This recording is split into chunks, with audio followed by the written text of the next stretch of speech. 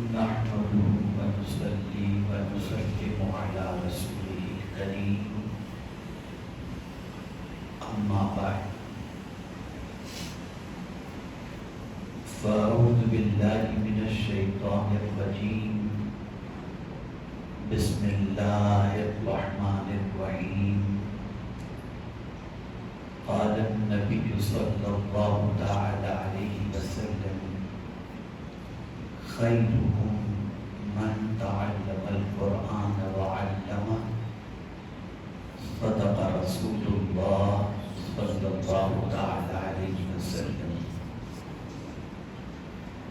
الصلاة والسلام عليك يا رسول الله الصلاة والسلام عليك يا رسول الله الصلاة والسلام عليك يا حبيب الله الصلاة والسلام عليك يا حبيب الله الصلاة والسلام عليك يا نبي الله الصلاة والسلام عليك يا نبي الله الصلاة والسلام عليك يا نور الله الصلاة والسلام عليك يا نور الله وعلى آلك وأصحابك يا حبيب الله وعلى آلك وأصحابك يا حبيب الله صلى الله تعالى عليك وسلم صلى الله تعالى عليه وسلم میرے پیارے ساتھیوں،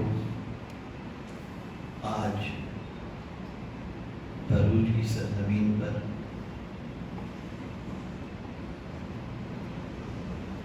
گجرات ضلع کے گجرات صوبے کے مکاتب کے متدرسین حاضر ہیں اور میں آپ تمامی حضرات کے سامنے تعلیم اور تعلم سے متعلق کچھ باتیں عرض کرنے کی سعادت حاصل کروں گا۔ اللہ رب العزت جل جلالہ مجھے حق کہنے اور آپ سب کو حق سننے کی توفیق عطا فرمائے۔ آمین۔ اللہ کا کروڑوں شکر ہے اور اربوں احسان عظیم ہے کہ اس نے آپ سب کو رسول گرامی مقام صلی اللہ علیہ وسلم کی عظیم سنت پر عمل کا موقع تھا، سبحان اللہ۔ اور وہ عظیم سنت کیا ہے؟ تو آقا کریم صلی اللہ علیہ وسلم فرماتے ہیں بعثت معلما، سرکار صلی اللہ علیہ وسلم معلم بنا کر مبعوث ہوئے۔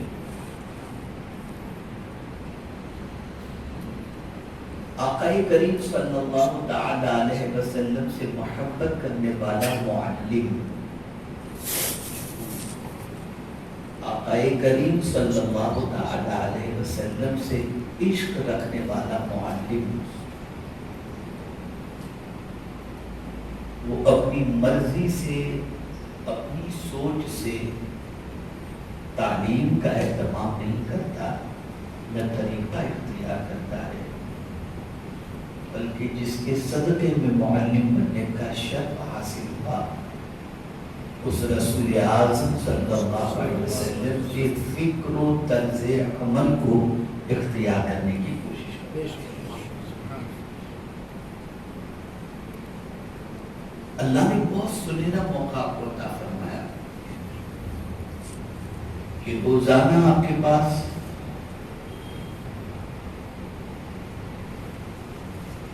10 بچے اور اسی طریقے سے آپ کے زمانے تدریس کے اندر سینکڑوں بچے آپ کے پاس آتے ہیں اور آپ سے پڑھ کر قرآن درست کر کے آپ کے پاس سے چلے جاتے ہیں، لیکن چونکہ جو کہنے والے نے کہا ہے کہ رہ گئی رسم اذان روح بلالی نہ رہی، تو میں اس سے تھوڑا آگے بڑھ کر کے عرض کروں کہ صرف اذان ہی رسم نہیں رہ گئی، ہمارے سارے معاملات رسمی ہو گئے، ہمارے ہماری نماز بھی رسمی، ہماری تلاوت بھی رسمی، ہمارے روزے بھی رسمی، ہمارا تعلیم و تعلم بھی رسمی، سب ایک فارمیلٹی پوری کرنے کے لیے ہم سب کر رہے ہیں. اگر ہم روح کو شامل کر لیتے ان چیزوں کے اندر تو انقلاب پیدا ہوگا. اب آئیے میں اس کی روح آپ کے سامنے پیش کروں کہ تعلیم کے موقع پر درس گاہ میں بیٹھ کر کے درس دینے کے ٹائم پر، طلباء کو پڑھانے کے ٹائم پر آپ کی فکر کیا ہونی چاہیے اور آپ کے دل و دماغ میں کیا ہونا چاہیے. میرے پیارے ساتھیوں،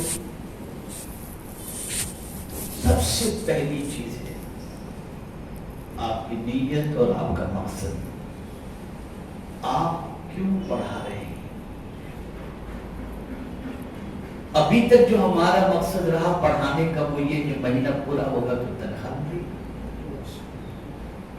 تو چونکہ ہماری نظر تنخواہ پر رہی تو پڑھنے والے بچے کی زندگی میں انقلاب لانے کی فکر نہ رہی. اور اگر کہیں تنخواہ زیادہ ملی تو ہم یہاں سے وہاں ہجرت کر گئے، یہاں سے وہاں منتقل ہو گئے. پھر کہیں زیادہ ملی تو وہاں منتقل ہو گئے. پتہ چلا کہ ہماری فکر اور ہمارا نظریہ، ہماری سوچ ہماری تنخواہ پر ہے، پیسے پر ہے، ان طلباء کی زندگی پر نہیں جو طلباء ہمارے پاس درس کے لیے، حصول علم کے لیے حاضر آئے. تو نتیجہ کیا ہوا؟ نتیجہ یہ ہوا کسی کا قرآن درست ہوا، کسی کا نہ ہوا، کوئی مسائل سیکھا، کوئی نہ سیکھا. وہ کورا رہا، کورا آیا تھا، کورا چلا. وہ کتنے سال سے ہم پڑھا؟ 7 سال سے پڑھا، 10 سال سے پڑھا. 10 سال میں کتنے اچھے انقلابی شخص تم نے پیدا کیے، تیار کیے. اور کیا کریں، بس اب ٹائم بچے کھیل کود یہ ہو ایسا نہیں رہا. تو مقصد فراموش ہے. آج آپ کو اپنے مقصد کا تعین کر دیا. اور مقصد میں بھی 2 قسمیں ہیں. 2 قسمیں ذہن میں رکھیے گا. مقصد جتنا ہلکا ہوگا آپ کا وزن اتنا ہلکا ہوگا، اور مقصد جتنا اعلیٰ ہوگا آپ کا وزن اتنا بڑھتا چلا جائے گا. وزن سے مطلب یہ وزن کی بات نہیں کرنا ہوں. آپ کا گراف، آپ کی عزت، آپ کا مقام، آپ کا مرتبہ اتنا بڑھتا چلا جائے گا. مقصد کے تعین کے اندر بھی ہم نے غلطی کی. کیا مقصد اگر کسی نے متعین بھی کیا تو کیا متعین کیا؟ بس قرآن شریف ختم کرا دینا ہے، ناظرہ ختم کرا دینا ہے، انوار شریعت ختم کرا دینا ہے، بس اس سے آگے کچھ بھی نہیں. نتیجتاً ہم کسی مدرسے میں 7 سال 8 سال پڑھانے کے باوجود بھی الا ماشاءاللہ اس علاقے کے اندر اپنا وہ مقام نہ حاصل کر سکے جو اتنے سال کی محنت کے بعد کسی کو مقام ملنا چاہیے تھا. کیونکہ مقصد ہمارا کوئی ایسا. اب اس کو میں تھوڑی سی مثال کے ذریعے سمجھاؤں. 2 بچے آپ کے سامنے آ جائیں. ایک غریب کا بچہ ہے، ایک آپ کے بھائی کا بچہ ہے. مالدار ہے آپ کا بھائی، دوسرے کا بچہ غریب ہے. وہ آپ کے بھائی کا بچہ نہیں، کسی اور کا ہے. دونوں دوست ہیں، آئے آپ کے پاس. آپ نے اپنے بھائی کے بچے سے پوچھا بیٹے کیا کر رہے ہو؟ اس بچے نے جواب دیا کہ میں جو ہے وہ BSc کر رہا ہوں یا BA کر رہا ہوں. کون سی کالج میں؟ کالج کا نام اس نے بتا دیا. اچھا بیٹا پڑھائی میں محنت کرو، ٹھیک ہے. اور وہ غریب کا بچہ جو آیا تو اس سے آپ نے پوچھا بیٹے تم کیا کر رہے ہو؟ وہ کہے گا میں میڈیکل کا اسٹوڈنٹ ہوں. اچھا ماشاءاللہ میڈیکل کا اسٹوڈنٹ, آؤ بیٹھو بیٹھو, چائے منگاتے, بیٹھو بیٹھا. اس کا مقصد بڑا تھا, تو غربت نہیں دیکھی گئی, بڑے مقصد کی وجہ سے اس پر اللہ نے عزت عطا فرمائی.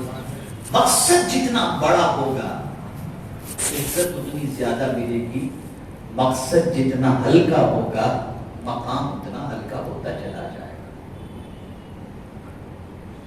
دو لوگ آئے کسی دارالعلوم کے, آپ نے ایک سے پوچھا تم کیا کر رہے ہو؟ اس نے کہا کہ میں حفظ کر رہا ہوں. کیا آگے کا پلان ہے؟ بس حفظ مکمل کر کے مصلی پر بیٹھ جاؤں گا, گھر کی ضرورت پوری کروں گا, امامت کروں گا. ایک بات اس نے بتائی. دوسرے بچے سے آپ نے پوچھا کیا کر رہے ہو؟ اس نے کہا کہ میں شعبہ تحقیق کے اندر ہوں اور علم حاصل. اچھا ماشاءاللہ, بڑی خوشی کی بات ہے. مقصد دونوں کا جیسا ہوگا اسی کے مطابق اللہ اسے عزت عطا فرمائے گا. آپ نے اپنا مقصد کیا متعین کیا؟ آپ مکتب کے اندر بچوں کو پڑھانے کے لیے بیٹھتے ہیں تو اپنے مقصد کے بارے میں غور کریں کہ آپ نے کیا مقصد کا تعین کیا. کیا یہی کہ سیٹ کے بچے کو قرآن جلدی ختم کرا دوں تاکہ نذرانہ زیادہ ملے؟ میں اتنے بچے قرآن جلدی ختم کرا دوں تاکہ بتا سکوں کہ میں نے اتنے بچوں کو پڑھایا, بس یہی؟ اگر اتنا ہی مقصد ہے تو میں سمجھتا ہوں کہ یہ کوئی خاص بڑا مقصد ہے. اب بڑا مقصد کیا ہے میں آپ کو بتاؤں, اور یہ بڑا مقصد حضور نے بتایا اور پریکٹیکل رسول اعظم صلی اللہ علیہ وسلم نے کر کے بتایا. ہر معلم کی نظر صرف اس پر نہیں ہونی چاہیے کہ حضور صلی اللہ علیہ وسلم کیسے کھاتے تھے, کیسے پیتے تھے, کیسے چلتے تھے. ہر معلم کی نظر اس پر بھی ہونی چاہیے کہ حضور لوگوں کو سنبھالتے کیسے تھے.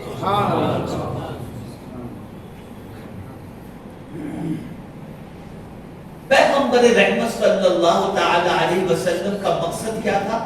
توجہ بالکل محفوظ رکھیں اس بات کو. پیغمبر رحمت صلی اللہ علیہ وسلم کا اولین اور افضل ترین مقصد یہ تھا کہ صحیح معنوں میں لوگوں کو انسان بنایا جائے. آج انسان ہیں لیکن ان میں حیوانیت نظر آتی ہے, انسانیت نظر نہیں آتی. پیغمبر رحمت صلی اللہ علیہ وسلم نے ان میں انسانیت پیدا فرمائی. خود فاروق اعظم رضی اللہ تعالیٰ عنہ حج کے بعد تشریف لے جا رہے تھے, واپسی ہو رہی تھی مدینے کی طرف. ایک مقام آیا, وہاں آپ نے رکنے کے لیے کہا اور رکے وہاں پر. آپ رونے لگے. لوگوں نے کہا امیر المومنین اس جگہ پر رک کر کے آپ کیوں رو رہے ہیں؟ ارشاد فرماتی یہ وہی جگہ ہے جہاں میرے والد مجھے بکریاں چرانے کے لیے بھیجتے تھے اور میں بکریوں کو کنٹرول نہیں کر پاتا تھا, جس کی وجہ سے میرے والد مجھے مارتے تھے. لیکن مصطفیٰ پیارے کی غلامی کی وجہ سے اللہ نے مجھے امیر المؤمنین بنا دیا. تو جو بکریوں کو نہیں چرا پاتے تھے رسول اعظم صلی اللہ علیہ وسلم نے انہیں تاج خلافت اور تاج امیری عطا فرمائی. تیار کیا حضور صلی اللہ علیہ وسلم. کسی معلم کی سوچ کے اندر یہ بات نہیں آتی کہ میرے سامنے جو بچے بیٹھے ہیں میں انہیں ایسا تراشوں, یہ اچھے مسلمان بنے, یہ اچھے انسان بنے, ان کے اندر قرآن شریف پڑھنے کا شوق پیدا ہو, سنتوں پر عمل کا شوق پیدا ہو, ان کی زندگی میں انقلاب پیدا ہو. گھر جائیں تو ادب کے ساتھ ماں باپ سے ملیں, جھوٹ سے پرہیز کریں, برائیوں سے پرہیز کریں, ان کا قرآن شریف درست ہو, ان کی مسائل کے معاملے میں بھی کوئی کوتاہی نہ ہو. یہ ساری چیزوں کی فکر جو ہے معلم کو نہیں رہتی الا ماشاءاللہ. نتیجتاً ہم 10 سال محلے میں کہیں پڑھاتے ہوں تو 10 افراد یا 10 بچے ایسے تیار نہیں کر پاتے. اور اسی کے ساتھ ساتھ جہاں آپ نے یہ اپنا مقصد متعین کر لیا کہ ہم اچھے انسان تیار کریں، اور اچھے انسان کو تیار کرنے کے لیے قدرت نے آپ کو سنہرا موقع یہ عطا فرمایا ہے کہ آپ کے پاس اس عمر کے بچے آتے ہیں جن کو آپ جیسا ڈھالیں ویسے وہ ڈھل جائیں. چھوٹی عمر کے بچے آتے ہیں، آپ ان کو جس طریقے سے ڈھالیں گے وہ ڈھل جائیں گے. تو ان بچوں کو تراشنا، ان بچوں کو سنبھالنا، نہیں سوچے اگر ان کا بچہ ہے پہننے کا سلیقہ نہیں ہے، نہیں، کیا خبر آپ ہی کے مکتب میں پڑھنے والا کوئی بچہ ایسا بھی نکل آئے کہ جو بچہ مستقبل کے اندر دین کا علم بردار بن کر پوری دنیا میں اسلام و سنیت کا کام کرنے لگ جائے. اس کو خبر آپ کو بتاؤں، امام غزالی جس درسگاہ کے اندر بیٹھتے تھے چھوٹے تھے، امام راضی جس درسگاہ کے اندر بیٹھتے تھے چھوٹے تھے، لیکن پڑھانے والے استادوں کا نام تو یاد نہیں ہے لوگوں کو، لیکن اس پڑھنے والے غزالی کا نام سب کو یاد ہے، پڑھنے والے راضی کا نام سب کو یاد ہے. کسی خبر کہ یہ ہمارے پاس پڑھنے والا بچہ مستقبل کا کیا بنے گا. تراشنا ہماری ذمہ داری ہے، سنوارنا ہماری ذمہ داری ہے، اور اس کی زندگی میں انقلاب پیدا کرنا یہ ہماری رسپانسبلٹی ہے. اگر آپ نے نہیں کیا قیامت میں آپ سے مواخذہ ہوگا. یہ سوال پوچھا جائے. اب اسی کے ساتھ پہلی چیز مقصد کا تعین، دوسری چیز مقصد کی لگن. اب اپنے مقصد میں لگن کیسی ہو؟ سوئیں تو بڑی سوچے یار وہ بچہ بڑا دلچسپی لے رہا تھا، بیٹا کیسے ہو؟ ٹھیک ہے نا بیٹا، نماز پڑھے تو؟ ہاں میں نماز پڑھا. اچھا بیٹا تلاوت کی؟ ہاں وضو کر کے تلاوت. اچھا بیٹا وضو کر کے سونا. یہ مقصد کی لگن. جہاں ہم کو کچھ ہیرے نظر آئے ذاتی تعلق ان سے قائم، اور پھر ان کو تراشنے کی کوشش کرو، ان کو سنوارنے کی کوشش کرو، ان کو بنانے کی کوشش کرو. آج کی یہ آپ کی محنت کل آپ کے سامنے پھل دینے والے درخت کی طرح ہو جائے گی. ہمارا حال یہ کہ بچہ آیا تو سبحان اللہ، نہیں آیا تو چلو اچھا ہوا یار آج بچے کم ہے مدرسے کے اندر، ٹینشن کم، وہاں آ سکتا. یہ سوچ نہیں. ہم ایسے دور سے گزر رہے ہیں جو چیلنج کا دور ہے، اور یہاں میری بات ذہن کے اندر محفوظ کر لینا. اب یہ نہیں کہ یہ لڑکا فلاں سے شادی کر رہا ہے یا لڑکی فلاں سے شادی کر رہی ہے. اب یہ سب یہ ارتداد کے سلسلے کا بھی تو معمولی چیز ہے. اب تو قوم ارتداد کی طرف بڑھ رہی ہے، اور اس کو بچانے کا واحد فارمولا یہ ہے ہر گلی کوچے اور محلے کے اندر مکتب قائم کرو اسلامیات کے نام سے، تاکہ بچے آئیں اور ان کی زندگی میں اسلام جو ہے وہ اندر داخل ہو جائے. اگر آپ نے یہ نہیں کیا تو مستقبل میں یہ ارتداد کے سیلاب سے اللہ نہ کرے ہماری نوجوان نسل اس کے اندر شکار ہو سکتی ہے. تو مقصد کی لگن پیدا کر لو. دیکھو بچہ کیوں نہیں آیا، فون کرو، پتا چلا بیمار ہے پوچھنے چلے جاؤ، عیادت کے لیے چلے جاؤ. جب آپ کی یہ پوزیشن ہوگی تو مت پوچھئے اس بچے کی زندگی کا کہ پھر وہ بچہ اسلام کا کتنا عظیم داعی بن کر کے نکلے گا اور آپ کی اور ہماری نجات کا سامان بنے گا. یہ ایک مقصد کے لگن کے سلسلے میں دو تین چیزیں آپ یاد رکھیں. پہلی چیز مقصد کا تعین، دوسری چیز اعلیٰ مقصد، تیسری چیز مقصد کے لیے لگن، اور چوتھی چیز مقصد کے لیے قربانی.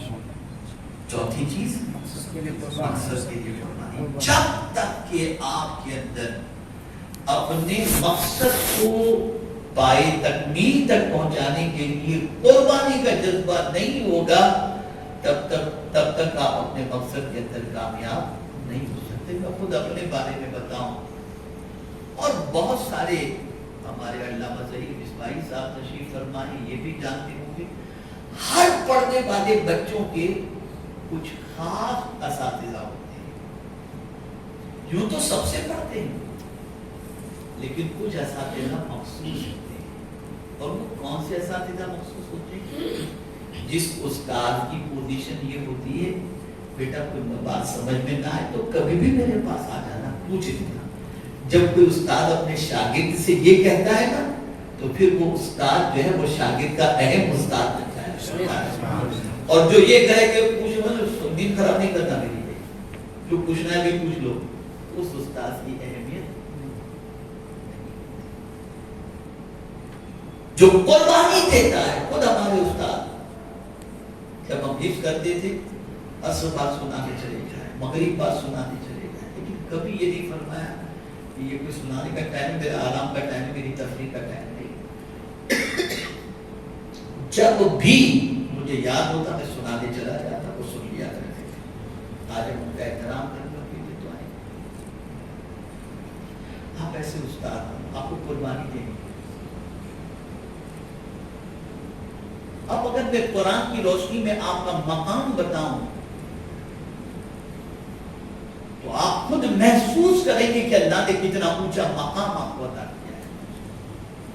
قرآن کہتا ہے کونوا ربانیین بما کنتم تعلمون الکتاب وبما کنتم تدرسون۔ اللہ فرماتے ہیں اللہ والے بن جاؤ۔ یہ قرآن کہہ رہا ہے کونوا ربانیین، اللہ والے بن جاؤ۔ کون ہے اللہ والے؟ جو کتاب کی تعلیم دیتے ہیں اور درس دیتے ہیں، وہ اللہ والے ہیں۔ اور حضور صلی اللہ علیہ وسلم نے تو فرما دیا تم میں بہتر وہ ہے جو قرآن سیکھے اور قرآن سکھائے۔ تو آپ کو بہتر اس لیے کہا گیا کہ آپ کی ذات سے بہتر امت تیار ہونے والی ہے۔ اور اگر بہتر امت تیار نہیں ہوئی تو آپ نے اس حدیث کو اپنی زندگی کے اندر امپلیمنٹ کرنے کی کوشش کر کے خیر بننے کی کوشش، بہتر بننے کی کوشش نہیں کی۔ تو چار چیزیں: مقصد کا تعین، مقصد اعلیٰ یا ادنا، مقصد کی لگن اور مقصد کے لیے قربانی، یہ چار چیزیں اپنے ذہن کے اندر محفوظ کر لیں۔ اب آئیے، ایک استاد کے لیے، ایک معلم کے لیے اس کا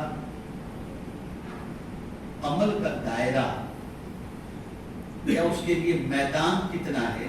تو یاد رکھیے استاد کے لیے 4 میدان عمل۔ کتنے؟ 4 میدان عمل ہے استاد کے لیے۔ 4 میدان عمل ہے۔ بہت اچھی طرح ذہن میں رکھیے گا۔ پہلا، اس کی اپنی ذات۔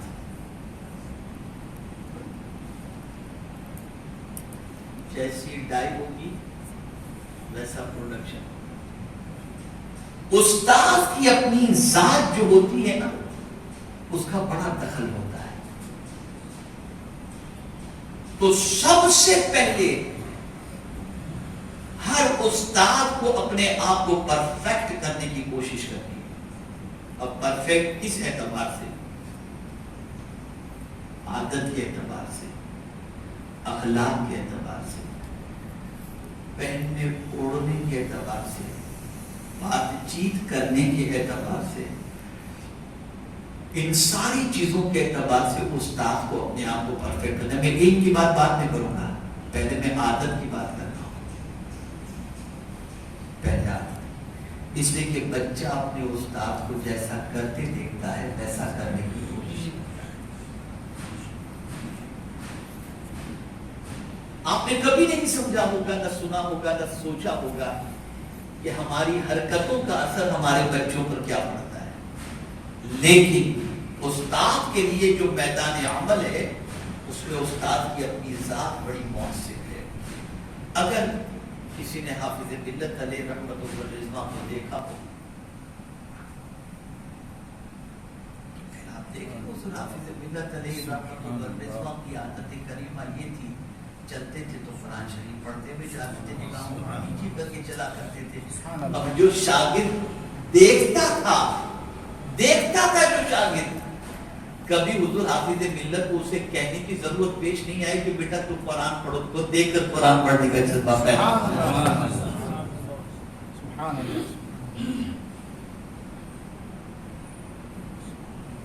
تو ہماری جیسی عادت ہوگی طلباء کے اندر ان عادتوں کا اثر ہوگا۔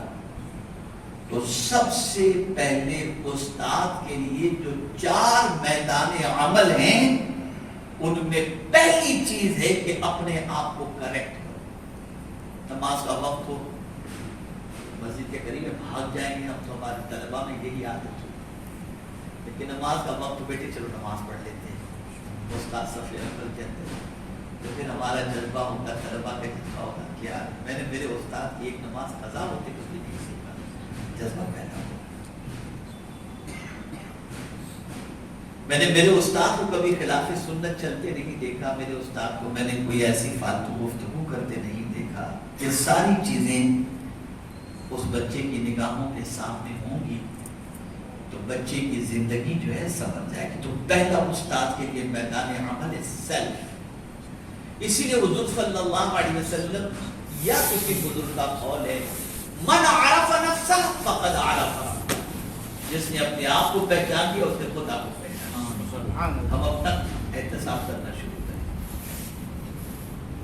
ہم اپنے آپ کو سنوارنا شروع کریں، اس لیے کہ ہمیں ایک نسل تیار کرنی ہے، قوم تیار کرنی ہے، ہمیں دین کے داعی تیار کرنے، بہترین قاری قرآن تیار کرنے، بہترین عامل قرآن تیار کرنے، بہترین عالم قرآن تیار کرنے ہیں۔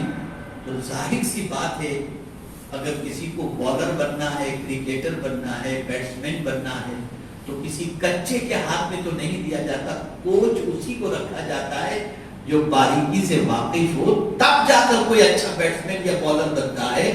اور ہمارا حال یہ ہے کہ ہم چاہتے تو ہیں کہ بچہ اچھا قاری قرآن بن جائے، لیکن ہمارا حال یہ کہ کچے کے کچے ہی کچے کے کچے۔ تو پہلا اس کا میدان عمل خود کی ذات ہے، اپنے آپ کو پرفیکٹ کرو عادات و اطوار کے اعتبار سے۔ دوسرا اس کا میدان عمل ہے اس کا علم۔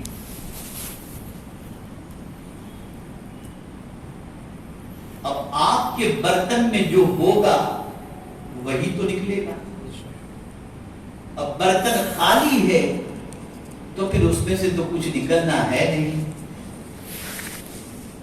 تو آپ کے پاس جتنا علم ہوگا آپ اتنا ہی لوگوں کو بانٹ سکیں گے۔ تو اپنا علمی احتساب کریں، اگر ہمارے اندر کچھ کمی ہے تو اس کے ازالے کے لیے محنت کریں، چونکہ مقصد ہمارا اعلیٰ ہے تو قربانی تو دینی پڑے گی نا، قربانی تو دینی پڑے گی۔ تو ایک استاد کا دوسرا میدان عمل جو ہے وہ اس کا علم ہے۔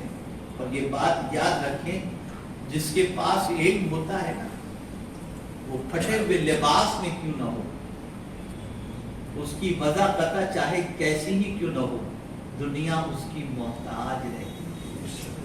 میں ایک مثال کے ذریعے سمجھاؤں کہ مجھ جیسے ہزاروں نہیں لاکھوں دین کی بات کرنے والے علامہ محمد احمد مصباحی صاحب کے قدموں کی خاک کے برابر جلالت العلم، اللہ نے بہت علم سے نوازا ہے، صاحب تقویٰ ہے۔ لیکن ایک چیز بتاؤں، عوام میں اگر ہم دونوں چلیں تو عوام کو سمجھے پتہ نہیں ہے کون ہے، اور لوگ ہمارے پیچھے بھاگیں گے وضع قطع۔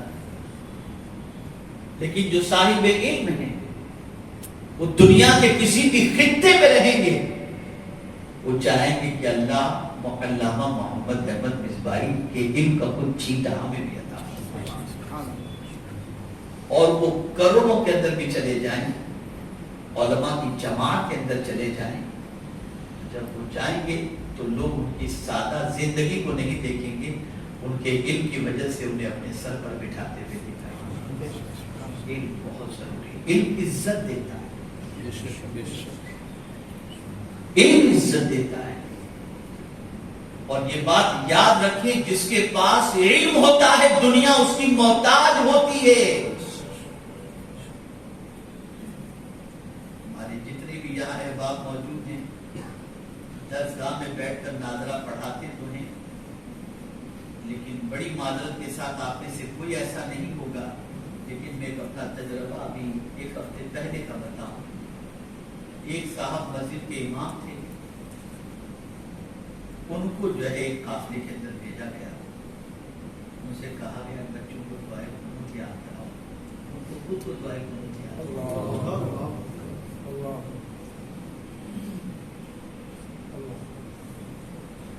یہ ہے ان کی پوزیشن۔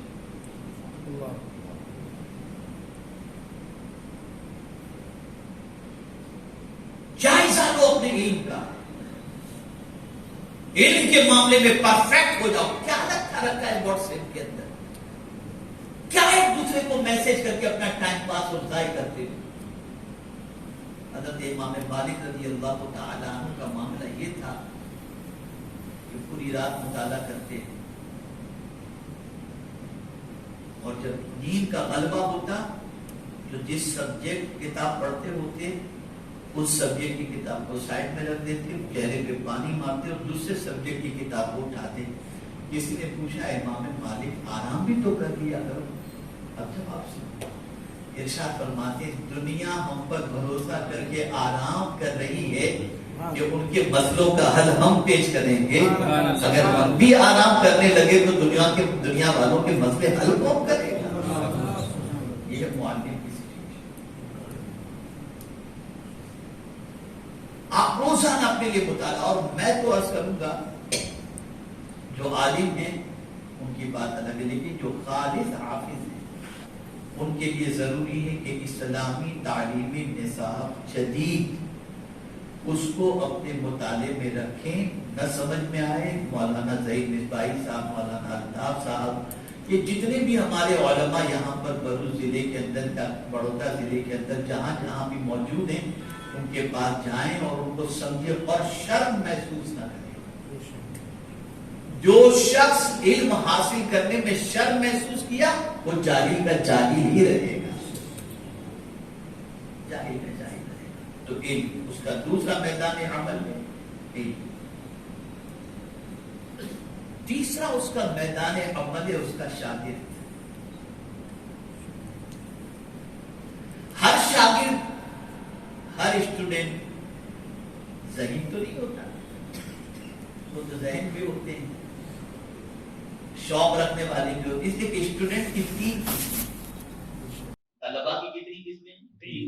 بولیے تین قسمیں۔ اطلاع ہو کیا سمجھے کتنی قسمیں؟ تین قسمیں۔ ایک تو یہ ہے، ایک قسم تو یہ ہے کہ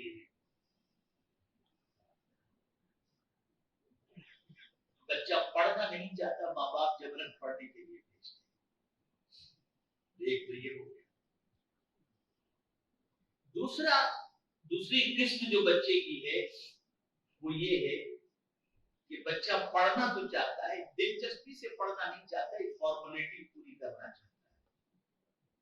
اور تیسرا جو ہے، تیسری قسم وہ ہے کہ بچہ کچھ بننے کے لیے پڑھنا چاہتا ہے۔ سبحان اللہ۔ آپ درسگاہ کے اندر دیکھیں گے نا تو آپ کو یہ تینوں کوالٹی ملے گی۔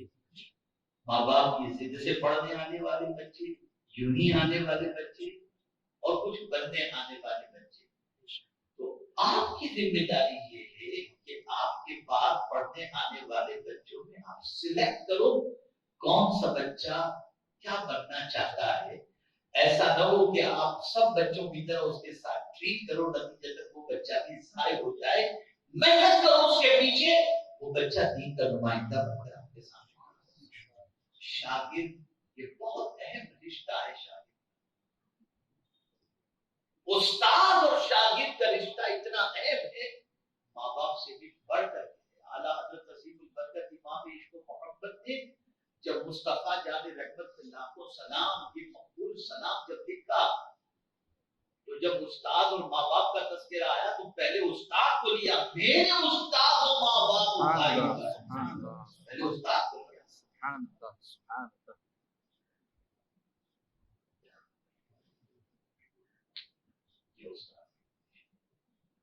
استاد اور شاگرد کا رشتہ یہ نہیں ہونا کہ سر میں تیل لگاتے ہیں پیر دباتے ہیں، یہ تحفہ لے کر کیا، یہ قلم لے کر کیا، یہ استاد اور شاگرد کا رشتہ۔ استاد اور شاگرد کا رشتہ یہ ہے کہ اپنی نجات کا سامان اپنے شاگرد میں وہ تلاش کرے۔ ہو سکتا ہے یہ بچہ پڑھ کر کے کچھ بن جائے اور میری نجات کا سامان یہ تلاش کرے۔ میرے پیارے ساتھیوں، یہ تین چیزیں میں نے آپ کی سماعتوں کے حوالے کی، اور چوتھی چیز بھی سماعت فرما دی۔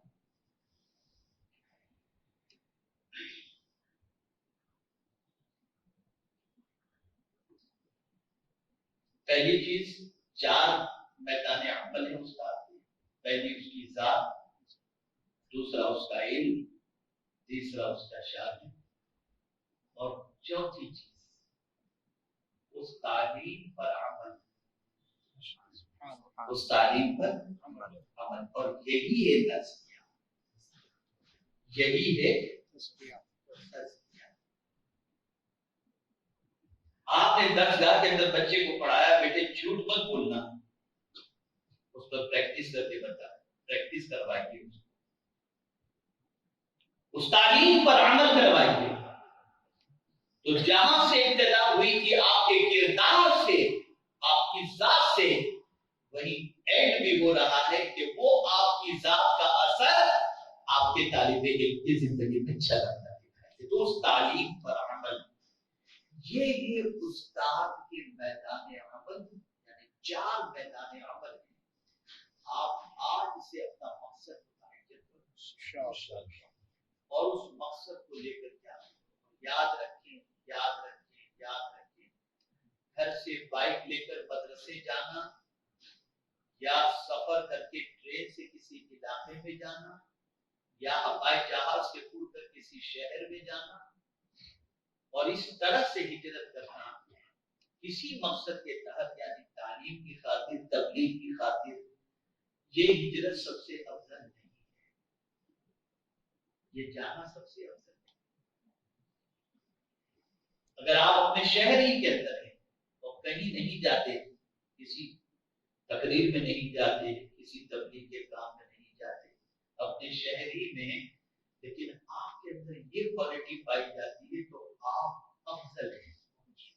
آقا کریم صلی اللہ علیہ وسلم سے صحابہ نے پوچھا، ایُ الہجرت افضل یا رسول اللہ صلی اللہ علیہ وسلم، کون سی ہجرت سب سے افضل ہے؟ میرے آقا صلی اللہ علیہ وسلم نے فرمایا، یہ ہجرت کیا ایک جگہ سے دوسری جگہ جانا، تو کون سی ہجرت سب سے افضل ہے؟ تو آقا کریم صلی اللہ علیہ وسلم نے فرمایا، اللہ کی ناپسند باتوں کو اپنی زندگی سے نکال دینا، یہ ہجرت سب سے افضل ہے۔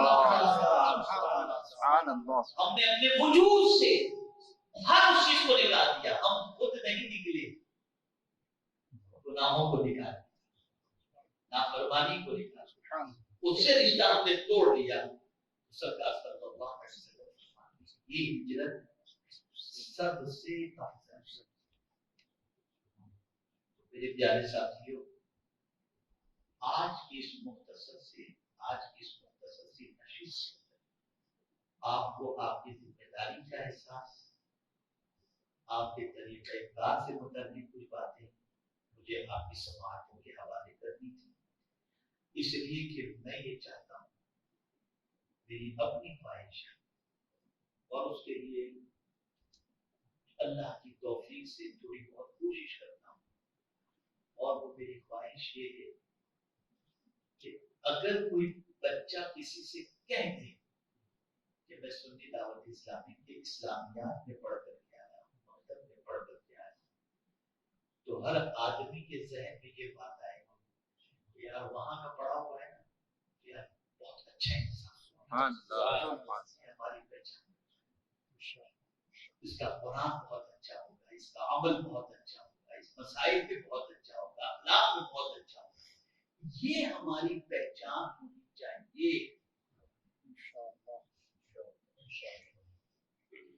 جب تک ہم اپنی یہ پہچان نہیں بنائیں گے ہم اپنے مقصد میں صحیح معنوں میں کامیاب نہیں ہو سکتے. آپ اب اختتام کی طرف آ رہا ہوں اور آپ سے میری گزارش ہے کہ آپ ہمارے لیے اتنے اہم ہیں کہ میں آپ کو بتا نہیں سکتا کہ آپ کے ہاتھ میں اللہ نے 50 بچوں کا مستقبل رکھ دیا ہے. اب آپ ان کے مستقبل کو سنوارتے ہو یا نہیں سنوارتے، اس کا جواب آپ کو اللہ کی بات میں اگر سنوار دیے ان کو تو نجات کا ذریعہ بن گیا، اور اگر آپ نے محنت نہیں کی تو قیامت میں اس کا جواب دینا پڑے گا. تو آج کی اس چیز کے اندر آپ محنت کرنی ہے اپنے وجودی پر. علم کے سلسلے میں بہت آسان طریقہ بتا دوں کہ بہت سارے ساتھیوں کا میں خود اگر قرآن شریف سنوں تو تجوید کے اندر تجوید کے ساتھ ان کے قرآن پڑھنے میں ہو سکتا ہے کہ کچھ جو ہے وہ کمی رہ گئی وہ معاملہ ہو. میں ابھی ایک شہر گیا ہوا تھا ہفتے کے، تو ہفتے کو میں جب وہاں گیا تھا تو میں نے بہت اچھے عالم کے پیچھے مغرب کی نماز پڑھی. مسافر تھا، مغرب کی نماز جی چاہا کہ میں نماز پڑھا. اچھے عالم لیکن قرآن شریف. خیر میں نے سجیشن دیا وہاں پر، میں نے کہا آپ ایک کام کریں، میں قاری ریاض الدین صاحب کو مشق کرانے کے لیے مہینے میں 3 دن یہاں بھیج دیتا ہوں. آپ کے شہر کی وہ امام حضرات جن کی قدر کمزور ہے ان کے پاس قدر جو ہے اوپر مشق کر دیا. تو یہ ہم کو کچھ چھوڑنا نہیں ہے، کریکٹ کرنا ہے. اور اسی کے ساتھ ہم نے یہ بھی انتظام کر دیا ہے، یعنی کہہ دیا ان کو کہ آپ ایک کام کریں، ہمارے قاری نعیم صاحب یا قاری اصغر صاحب سے ان امام حضرات سے کہیں کہ ہفتے میں 2 دن ان کو ٹائم دیں، ان کو انشاءاللہ تجوید کی ساری کتابیں پڑھا دیں گے تو انشاءاللہ قرآن درست ہو جائے گا. ہم نے کبھی اس کو دور کرنا ہے. تو آپ میں بھی اگر کسی کے اندر کوئی کمی ہے تو یہ نہیں کہ یار ابھی میں اس عمر میں سیکھنے کے لیے جاؤں، میں اگر لوگوں کو پتا چلا تو کیا ہوں. یہ شیطانی وسوسہ ہے، یہ شیطانی وسوسہ ہے. ایک چیز بتاؤں آپ کو، صحابہ نے کب قرآن سیکھا؟ صحابہ نے کب قرآن سیکھا؟ کس عمر میں سیکھا صحابہ نے قرآن؟ حضور صلی اللہ علیہ وسلم پر ایمان لانے والے صدیق اکبر ہی کو دیکھ لیجیے رضی اللہ تعالی. جس عمر میں وہ آغوش اسلام میں قدم رکھتے ہیں تو قرآن کے نزول کا ابتدائی دور چل رہا تھا. تو کیا ان کو پہلے سے قرآن آتا سیکھا؟ اس کے اسرار اردو سیکھے. حضرت سلمان فارسی رضی اللہ تعالیٰ ضعیف ہو چکے تھے، 60 سال کے قریب اردو کی قرآن سیکھا. سیکھنے میں کیا شرط ہے؟ اور اسی لیے نماز کے سلسلے میں تو یہ معاملہ ہے کہ عاقل بالغ مسلمان اس پر نماز پڑھ دے، بالغ پر فرض ہے. لیکن یا رسول اللہ آپ کی عظمتوں پر قربان کہ علم کو حاصل کرنے کے لیے عمر کی حضور نے قید اٹھا دی اور فرمایا ماں کی گود سے لے کر قبر سے حاصل کرو. وجہ یہی ہے کہ اگر بڑھاپے میں تم اسلام قبول کرتے ہو تو بولو کہ اب تو میری عمر علم حاصل کرنے کی نکل گئی. نہیں، تو قبر کی گود تک بھی پہنچو تب تک بھی تم علم حاصل کرتے. سبحان اللہ. شرم محسوس نہ کریں، ہمیں اپنی آخرت کا سامان کرنا ہے جہاں کوئی کسی کے کام آنے والا نہیں. تو ہم میں جو کمیاں ہیں ان کمیوں کو ہمارے علماء سے پوچھ کر کے دور کریں اور اپنے آپ کو بہترین بنانے کی کوشش کریں. اور خبردار تنخواہ کی نیت سے کسی کو نہ پڑھائیں، آخرت کی نجات کی نیت سے پڑھائیں. جہاں تنخواہ پیش نظر رہے گی آپ بھی بدلتے جائیں گے, دوسرے بھی بدلتے جائیں گے, اور وہاں پر بدلتا چلا جائے گا. اور جہاں یہ ہو کہ بس اللہ تعالیٰ اس کے ذریعے میری آخرت سنوار دے, تو پھر پروردگار ایسا کرم فرمائے گا کہ آپ کا گمان بھی نہیں ہوگا وہاں سے لوگ آ کر آپ کی خدمت سے چلے گا. لیکن آپ یہ نیت کر کے اس پر زیادہ پڑھا کر کے دیکھو. میں امید کرتا ہوں کہ الحمدللہ سنی دعوت اسلامی کے پرچم چلے. آپ کوشش کریں گے انشاءاللہ کہ مختلف علاقوں کے اندر کوالٹی مینٹین کرنے کی.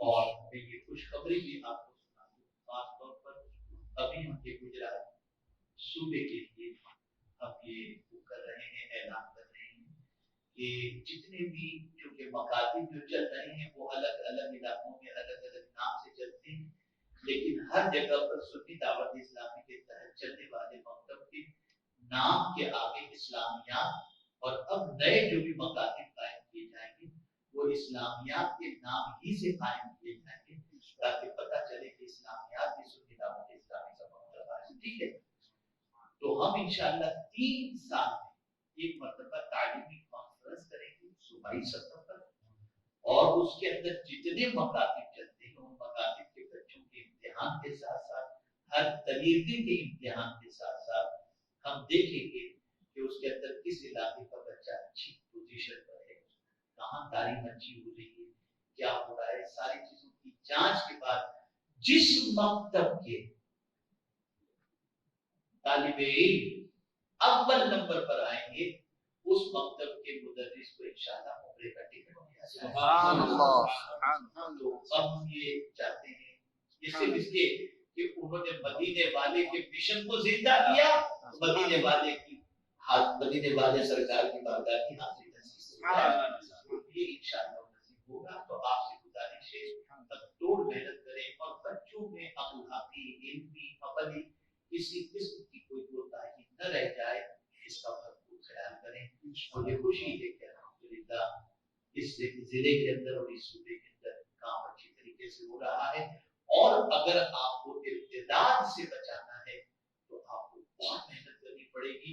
ہر گلی کوچے کے اندر آپ کو مکاتب قائم کرنے پڑیں گے. میں اپنے علاقے کی بات کروں, یہ جو بھنڈی بازار مطلب مرکز کے قریب کا علاقہ, اتنے سے علاقے میں الحمدللہ 13 مکتب چلتے ہیں. سبحان اللہ. صرف اتنے سے علاقے 13 مکتب. اور یہ بھی جان کر کے آپ کو حیرت ہوگی کہ ہمارے جو مدرس ہیں ان مدرس کے پاس بہت سارے ایسے بچے جو انجینئر بن رہے ہیں یا کچھ الگ الگ شعبے کے, وہ تعلیم بالغان کے اس میں جو ہے شریک ہوتے, اچھے قاری بن گئے, تو اب وہ جاب سے آتے ہیں تو 5-6 بجے آ جاتے ہیں, تو پھر ان کو مغرب کی بات سے مکتب ان کے حوالے کر دیا. اب وہ پڑھے ہوئے بچے خود پڑھانے والے بچے. سبحان اللہ.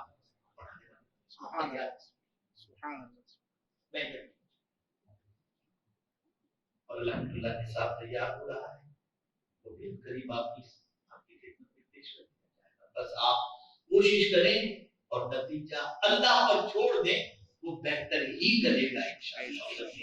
اپنا مقام سمجھے, اپنا مرتبہ سمجھے کہ اللہ نے بڑے اونچے مرتبے پر اور بڑے اونچے مقام پر آپ کو فائز فرمایا ہے. اللہ رب العزت جل جلالہ آقا کریم رسول رحیم علیہ الصلوۃ والتسلیم کے سب کو ہے. مجھے آپ کو سب کو ان خوبیوں سے آراستہ فرمائے جو ایک معلم کے اندر ہونی چاہیے, اور ان خامیوں کو دور فرمائے جو ایک معلم میں نہیں ہونی چاہیے. ہمیں صحیح معنوں میں پروردگار معلم بنائے, دین کا داعی بنائے, مصطفیٰ پیارے صلی اللہ علیہ وسلم کی سنتوں کا عامل بنائے. وما علینا الا البلاغ المبین. وصلی اللہ تعالی علی خیر خلقہ وعلی سیدنا و مولانا محمد وآلہ وصحبہ اجمعین.